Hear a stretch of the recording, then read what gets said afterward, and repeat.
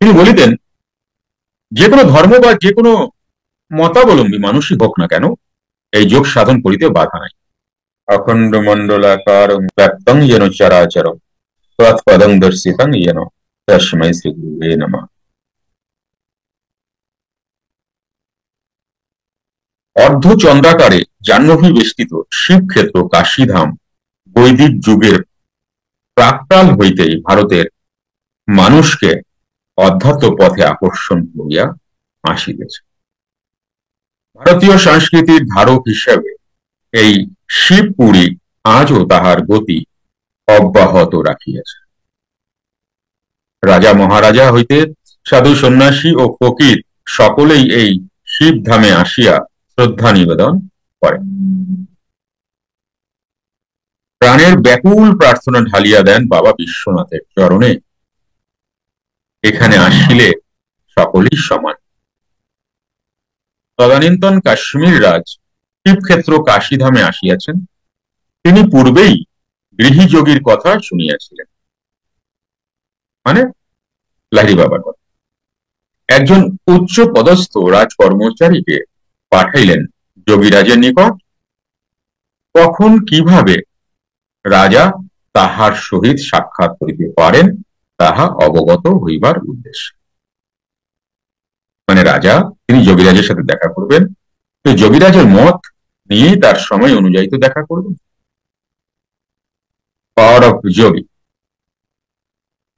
রাজা যোগীর সাথে দেখা করছেন, যিনি একটা ধুতি আর কৈতা পরে বসে আছেন, বাবা পাশেই বসে আছেন। দেখো, একজন রাজা দেখা করবে, তোর এই ধুতি পরা কৈতা পরা এনার কাছে পারমিশন নিচ্ছেন যে কখন আমি আপনার সহিত দেখা করিতে পারি। কর্মচারীটি আসিয়া রাজার ইচ্ছা নিবেদন করায় যোগীরাজ বলিলেন, রাত 9টার পর যখন লোকজন কেহ থাকিবে না, তখন রাজা একাকী আসিতে পারে। প্রয়োজন হইলে একজন বিশ্বস্ত লোক সাথে আনতে পারে, কিন্তু এখানে আসিবার বিষয়ে রাজাকে গোপন রাখিতে হইবে। আমার কাছে যে রাজা আসবেন দেখা করতে, তাহা গোপন রাখিতে হইবে। যথাসময়ে রাজা আসিয়া উপস্থিত হইলেন। প্রত্যভিবাদন শেষে রাজা যোগীরাজের সহিত আলোচনা করিয়া বড়ই প্রীত হইলেন। রাজা জিজ্ঞাসা করিলেন, এই গোপনীয়তার কারণ কি?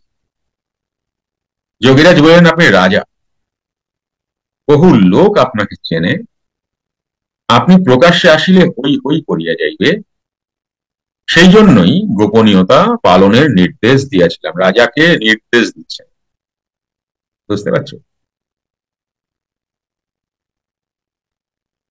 তোমরা আগে আগে অনেক অনেক রাজার উপাখ্যান তোমরা পেয়েছো। চাণক্য, তাকেও তোমরা জানো। এক ব্রাহ্মণ তখনকার দিনের আইএস আইপিএস এই ধরনের বিষয়, মানে দেশ তারাই চালায়। কারা চালায়? Is IPS. দেশে তো এমনি আমরা প্রধানমন্ত্রী করে দিই, তাকে আমরা জানি, কিন্তু চালায় কে? প্রধানমন্ত্রী? তা তো না। তো যাই হোক, রাজা অত্যন্ত কৃত হইয়া তাহার নিকট যোগ দীক্ষা প্রাপ্ত হইয়াছে।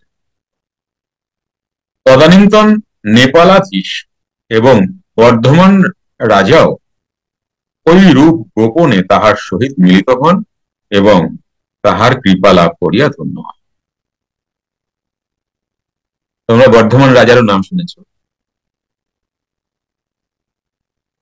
নেপালের রাজা, বর্ধমানের রাজা। যোগীরাজ তাহার নির্ধারিত সাধন পথে কয়েকটি ক্রম নির্দিষ্ট করিয়াছিলেন। সাধক সাধনা করিয়া যেমন যেমন উচ্চ হইতে উচ্চতর অবস্থা প্রাপ্ত হইবে, তেমন তেমন সাধনার উচ্চতর ক্রমগুলিও প্রাপ্ত হইবে। কারণ তোমরা জানো, ক্রিয়ায় 6টা পার্ট আছে। প্রথম ক্রিয়া, দ্বিতীয় ক্রিয়া, তৃতীয় ক্রিয়া, চতুর্থ, পঞ্চম এবং ষষ্ঠ শেষ। এই যে সাধনার উচ্চতর ক্রমগুলিও প্রাপ্ত হইবেন, এই নিয়ম তিনি নিজে সারা জীবন মানিয়াছেন এবং পরবর্তী সাধকদের জন্য নির্দেশও করিয়াছেন। যে কারণে আমরা যারা ক্রিয়াবান আছি, তারা ক্রিয়া করেই যায়। তখন গুরুদেব মনে করবেন যে ক্রিয়ার স্তর ভেদ করতে হবে, তখন গুরু নিজেই এই দায়িত্ব নিয়ে তাকে উচ্চ স্তরে ক্রিয়া দান করে। এখানে চাওয়ার কিছু গুরু বুঝি, যে কারণে আমার প্রাণায়ামের ক্লাসে, যুক্ত ক্রিয়ার ক্লাসে অনেক স্টুডেন্ট আছেন যারা নিজেরাই নির্ধারণ করেন না, আমার উপরে ডিপেন্ড করেন যে আমি কখন তাদের উচ্চ স্তরের যুক্ত ক্রিয়া দেব। আবার কিছু নতুন যারা একটু কম বোঝে বা তারা যেটা জানেন না, তাদেরও দোষ না, তারা বলেন যে আমাকে অন্য ক্রিয়া দেবেন না। কিন্তু তোমরা তো জানো প্রত্যেক মাসে যুক্ত ক্রিয়া চেক হয়, চেক করার পরে উন্নত স্তরের যুক্ত ক্রিয়া দেওয়া। যুক্ত ক্রিয়া, যোগ, প্রাণায়াম ও বুদ্ধাপাসনা শিখতে চাইছেন এবং যারা প্রবল ডিপ্রেশন, অ্যাংজাইটি, ওভার থিঙ্কিং বা মনোরোগ সমস্যায় জর্জরিত হয়ে জীবনে ভয় ও অশান্তি নিয়ে অসুখী জীবন যাপন করছেন, তারা এবার মুক্তি পাবেন। কোথাও যাওয়া আসার কষ্ট আপনাকে করতে হবে না। আপনার মূল্যবান সময় বাঁচিয়ে শিখতে পারবেন ঘরে বসেই, জুম অনলাইনে। আমি Shri Manoj Chakraborty, spiritual scientist, NLP mentor ও লাইফ কোচ। আমার যোগী জীবন বা অভিজ্ঞতা 30 বছরেরও বেশি। আমি আপনাদের এই সার্ভিস দিয়ে আসছি। আমার হ্যাপি স্টুডেন্ট সারা বিশ্বে ছড়িয়ে আছে, যেমন Europe, America, Kuwait, Bangladesh, Singapore, নেপালের অনেক মানুষ আজ এই সাধনা শিখে তারা সুখ, শান্তি ও প্রাচুর্যপূর্ণ জীবন কাটাচ্ছেন। তাই আর দেরি না করে আপনার নাম রেজিস্ট্রেশন করে চলে আসুন ক্যানিভো মাস্টার ক্লাসে। অনেক অনেক শ্রদ্ধা ও নমস্কার জানবেন। তো যাই হোক, এখানেও বাবা এটা সারা জীবন মানিয়েছেন এবং যারা ক্রিয়াবান তারাও সারা জীবন মানেন। তারা গুরুকে কখনো কখনো বলবেন না যে আমার ক্রিয়া বাড়িয়ে দিন বা ক্রিয়া অন্য ক্রিয়া দিন। আমার যোগ্যতা অনুযায়ী আমার গুরু আমাকে নিয়ে যায়, এই ভরসাটা রাখা ভালো। পরবর্তী সাধকদের জন্য নির্দেশ করিয়াছেন, কাহারও ক্রমভঙ্গ করিবার উপায় ছিল, যেটা আজকের দিনেও কিন্তু আমরা এটা পালন। একদিন এক ভক্ত করজোড়ে নিবেদন করিলেন, আপনার অবর্তমানে পরবর্তী ক্রমগুলি কাহার নিকট শিক্ষা করিব। এবং যেমন ভক্ত তেমন তার উত্তরও বাবা দিয়ে দিলেন। তাহার একটা সুষ্ঠু ব্যবস্থা আপনি থাকিতে থাকিতে করিয়া যান। এ কথা মুখ থেকে বের কি করে করলেন সেই ভক্ত, আমি জানি না। আপনার অবর্তমান, গুরু নাকি অবর্তমান হয়, কি সাধনা করছে বলি, গুরু নাকি অবর্তমান হন।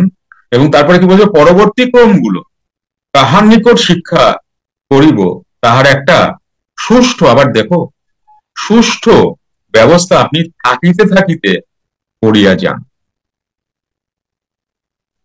এমন কেউ কিন্তু বাবা দয়া করেছিলেন, কোনো না কোনো ভাগ্যে তিনি পেয়েছেন।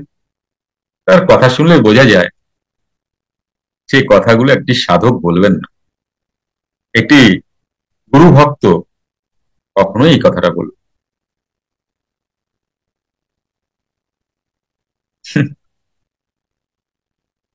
এই কথাটা কেন লিখলেন আমার মনে হয় বাবা এই কথাটা এই কারণে লিখলেন, তোমাদের মধ্যেও অনেকে আছেন যারা এই টেনশনটা করেন, যে কারণে বাবা এটা লিখে গেলেন। উত্তরে যোগীরাজ বললেন, কত খড় ভেসে গেল, আমি তো কোন ছাড়। দেখো অ্যান্সার দেখো, কত খড় ভেসে গেল, আমি তো কোন ছাড়। মানে নিজেকে খড়ের থেকেও অধম ভাবছেন যোগীরাজ ভগবান শ্রী শ্যামাচরণ লাই।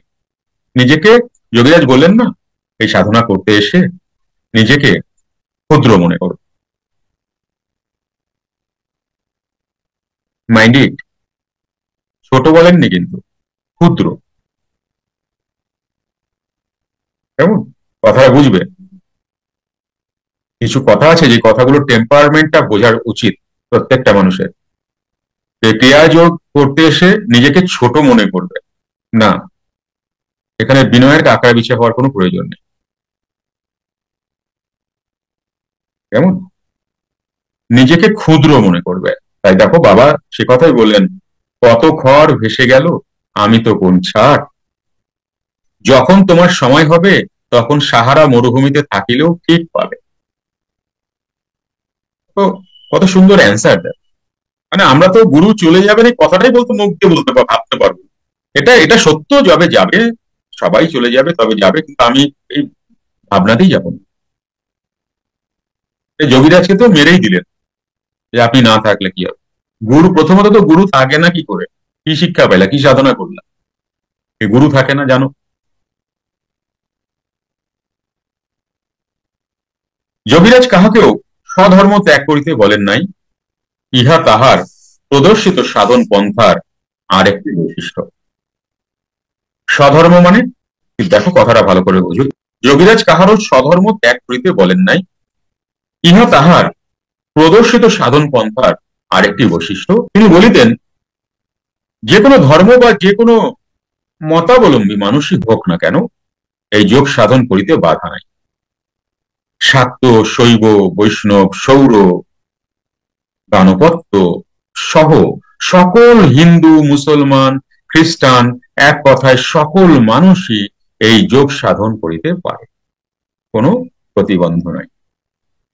তিনি বলিতেন, ইহা আত্মসাধনা, সব জীব দেহেই একই আত্মা বিরাজমান, সুতরাং আত্মসাধনায় কোনো বাধা নাই।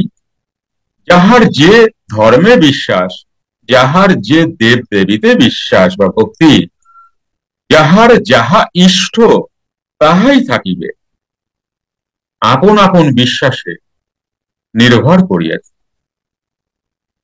তাই দেখা যায় সকল প্রকার হিন্দু, মুসলমান, খ্রিস্টান প্রভৃতি নানা ধর্মের ও শ্রেণীর মুমুক্ষু ও সত্যানুসন্ধানী